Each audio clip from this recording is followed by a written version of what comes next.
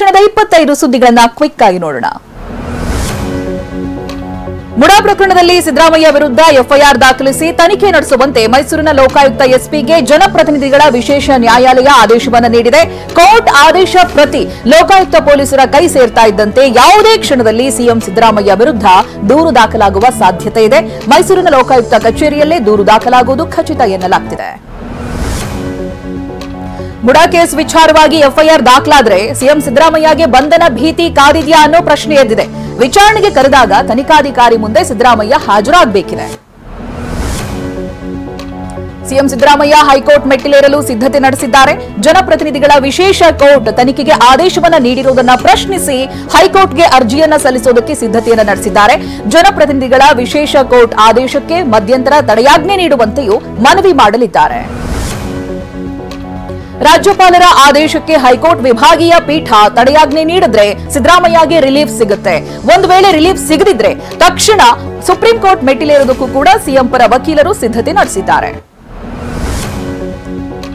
CM ವಿರುದ್ಧ ಲೋಕಾಯುಕ್ತ ತನಿಖೆಗೆ court ಆದೇಶ ವಿಚಾರ ಸಂಬಂಧಿಸಿದಂತೆ ನನಗೆ ಲೋಕಾಯುಕ್ತ ತನಿಖೆ ಮೇಲೆ ನಂಬಿಕೆ ಇಲ್ಲ ಅಂತ ಸ್ನೇಹಮಯಿ ಕೃಷ್ಣ ಹೇಳಿದ್ದಾರೆ. ಎಫ್ಐಆರ್ ದಾಖಲಾದ ನಂತರ ಸಿಬಿಐಗೆ ವಹಿಸುವುದಕ್ಕೆ ಕಾನೂನು ಹೋರಾಟ ಮಾಡ್ತೀನಿ ಅಂತ ತಿಳಿಸಿದ್ದಾರೆ. ಹುಬ್ಬಳ್ಳಿಯಲ್ಲಿ ನಿನ್ನೆ ಸಭೆ ನಡೆಸಿದ ಅಹಿಂದ ಮುಖಂಡರು ಬೃಹತ್ ಹೋರಾಟಕ್ಕೆ ನಿರ್ಧಾರ ಮಾಡಿದ್ದಾರೆ. ಸಿಎಂ ರಾಜೀನಾಮೆ ಕೊಡಬಾರದು, ನಾವು ಸಿಎಂ ಬೆನ್ನಿಗೆ ನಿಲ್ತೀವಿ ಅಂತ ಸಿಎಂ ಪರವಾಗಿ ನಿರ್ಣಯ ಕೈಗೊಂಡಿದ್ದಾರೆ. ಅಕ್ಟೋಬರ್ 3ರಿಂದ ಬೃಹತ್ ಹೋರಾಟಕ್ಕೆ ನಿರ್ಧರಿಸಿದ್ದಾರೆ. ಮೈಸೂರಿನಲ್ಲಿ ಸಿಎಂ ಸಿದ್ದರಾಮಯ್ಯರನ್ನ ಬೆಂಬಲಿಸಿ ಪ್ರತಿಭಟನೆ ಮಾಡಲಾಗಿದೆ. ಸಿಎಂ ರಾಜೀನಾಮೆಗೆ ಆಗ್ರಹಿಸ್ತಾ ಇರುವಂತಹ ಬಿಜೆಪಿ ನಡೆಯನ್ನ ಖಂಡಿಸಿ ದಲಿತ ಮಹಾಸಭಾ ಹಿಂದುಳಿದ ವರ್ಗಗಳಿಂದ ತಡರಾತ್ರಿ ಪಂಜನ ಮೆರವಣಿಗೆ ನಡೆಸಲಾಯಿತು. ಮೈಸೂರಿನ ಪುರಭವನ ಸೇರಿ ಪ್ರಮುಖ ರಸ್ತೆಗಳಲ್ಲಿ ಮೆರವಣಿಗೆ ನಡೆದಿದೆ. ಸಿಎಂ ವಿರುದ್ಧ ಲೋಕಾಯುಕ್ತ ತನಿಖೆಗೆ ಕೋರ್ಟ್ ಆದೇಶದ ಮಧ್ಯೆ ನಾಳೆಯಿಂದ 3 ದಿನ ಸಿಎಂ ಮೈಸೂರು ಪ್ರವಾಸ ನಿಗದಿಯಾಗಿದೆ. ಸೆಪ್ಟೆಂಬರ್ 27, 28, 29ನೇ ತಾರೀಕು ಮೈಸೂರಿನ ವಿವಿಧ ಕಾರ್ಯಕ್ರಮಗಳಲ್ಲಿ ಸಿದ್ದರಾಮಯ್ಯ ಭಾಗಿಯಾಗಲಿದ್ದಾರೆ. ಇನ್ನು ಮಧ್ಯಾಹ್ನ 12:30ಕ್ಕೆ ವಿಧಾನಸೌಧದಲ್ಲಿ ಸಂಪುಟ ಸಭೆ ನಡೆಯಲಿದೆ. ಸಂಪುಟ ಸಭೆಯಲ್ಲಿ ನಿನ್ನೆ ಮುಡಾ ಕೇಸ್ ವಿಚಾರವಾಗಿ ಕೋರ್ಟ್ ತೀರ್ಪಿನ ಬಗ್ಗೆ ಚರ್ಚೆಯಾಗುವಂತಹ ಸಾಧ್ಯತೆ ಕೂಡ ಇದೆ.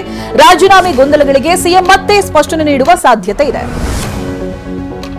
ಮುನಿರತ್ನ ವಿರುದ್ಧ 2020ರಿಂದ 2022ರವರೆಗೆ ಆರ್ಆರ್ ನಗರದಲ್ಲಿ ಕಾಮಗಾರಿಯನ್ನ ನಡೆಸದೆ 500 ಕೋಟಿಗೂ ಹೆಚ್ಚು ಬಿಲ್ ಪಡೆದಂತ ಆರೋಪ ಕೇಳಿ ಬಂದಿದೆ. ಹೀಗಾಗಿ ಬಿಬಿಎಂಪಿ ಮುಖ್ಯ ಆಯುಕ್ತ ತುಷಾರ್ ಗಿರಿನಾಥ್, ಬಿಬಿಎಂಪಿ ಕಂದಾಯ ವಿಶೇಷ ಕಮಿಷನರ್ ಮನೀಶ್ ಮೌದ್ಗಿಲ್ ನೇತೃತ್ವದಲ್ಲಿ ಸಮಿತಿಯನ್ನ ಆದರೆ ಇದಕ್ಕೂ ಮುನ್ನವೇ ಡಿಬಾಸ್ ಫ್ಯಾನ್ಸ್ ಕ್ರೇಜ್ ಹೆಚ್ಚಾಗಿದ್ದು ದಾಸನಿಗೆ ಬೇಲ್ ಸಿಗೋ ಭರವಸೆಯಲ್ಲಿದ್ದಾರೆ. ದರ್ಶನ್ಗೆ ಬೇಲ್ ಸಿಕ್ಕೇ ಸಿಗುತ್ತೆ ಅನ್ನೋ ಭರವಸೆಯಲ್ಲಿ ಕುಟುಂಬದವರು ಮತ್ತು ಅಭಿಮಾನಿಗಳಿದ್ದಾರೆ. ದರ್ಶನ್ಗೆ ಜಾಮೀನು ಸಿಕ್ಕರೆ ರಸ್ತೆ ಮಾರ್ಗವಾಗಿ ಬಳ್ಳಾರಿಯಿಂದ ಬೆಂಗಳೂರಿಗೆ ಬಂದ್ರೆ ಅಭಿಮಾನಿಗಳು ಹೆಚ್ಚಿನ ಸಂಖ್ಯೆಯಲ್ಲಿ ಸೇರುವಂತ ನಿರೀಕ್ಷೆ ಇದೆ. ಹೀಗಾಗಿ ಪತ್ನಿ ವಿಜಯಲಕ್ಷ್ಮಿ ದರ್ಶನ್ ಕರೆತರಲು ಹೆಲಿಕಾಪ್ಟರ್ ಸಿದ್ಧಪಡಿಸಿದ್ದಾರೆ ಎನ್ನಲಾಗಿದೆ.